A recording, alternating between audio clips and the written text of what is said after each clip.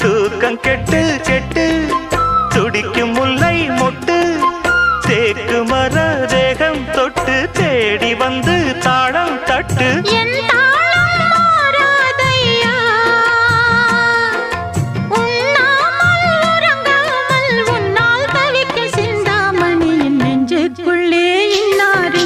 சொன்னால் புரியுமா அது கொஞ்சி கொஞ்சி